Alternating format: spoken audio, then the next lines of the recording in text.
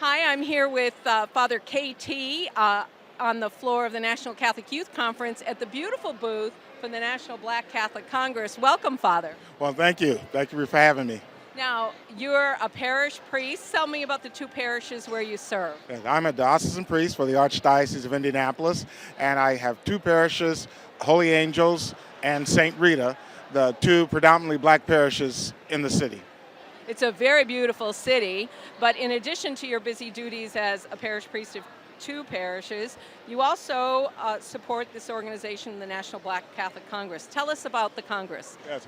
I serve as a board member for the National Black Catholic Congress because I'm also the president of the National Black Catholic Clergy Caucus. And so I said we would help staff this booth about Congress. The National Black Catholic Congress, started by Daniel Rudd in 1889, is held every 5 years. And it's a time for the Black Catholic community of the United States to get together to address the issues that the Black community and the Black Catholic community face in our society today. That's such a great endeavor to undertake. I'm always fascinated by the fact that, there are 3 million U.S. Black Catholics, and the Congress serves the parishes and the Black Catholics here in the United States. And certainly here in your booth, we see the venerable Catholics who have gone before us. Tell us a little bit about the canonization efforts that are underway. We are promoting 4 African American Catholics to be canonized as saints, and they would be the first black saints canonized from America for the church. One we have is Venerable Pierre Toussaint, who was a layman from New York. He became fairly wealthy and used his wealth to help support and promote the Catholic Church and the black community in New York. There's Father Augustus Tolton, who's recognized as the first black priest ordained for the United States, first American. But when he wanted to join the seminary, no seminary in the United States would take him. This was in the 1800s.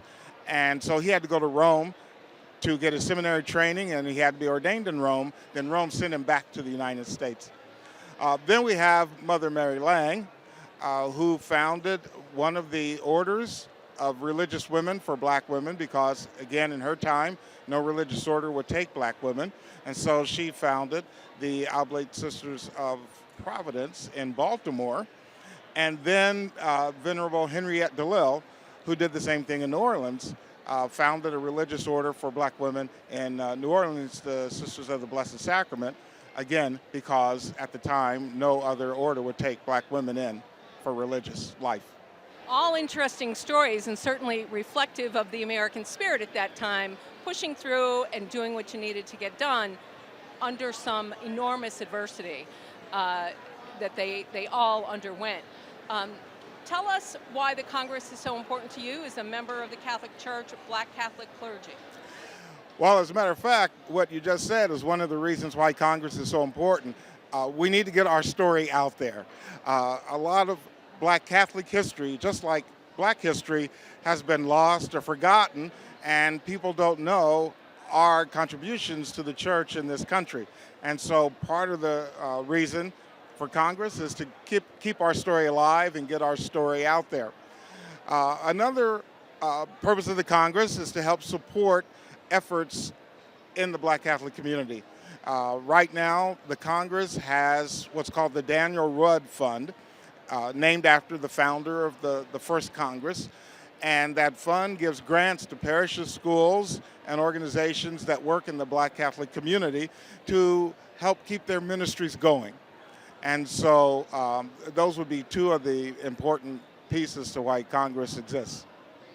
It's an incredible story, and it's an incredible story of our faith community and of our certainly as the U.S. Catholic Church, how we move forward together in community, but retaining our uniqueness as well, I think. Would you agree with that? Oh, absolutely. And the fact that we need to help people to embrace diversity. Diversity is a good thing. It makes us all stronger.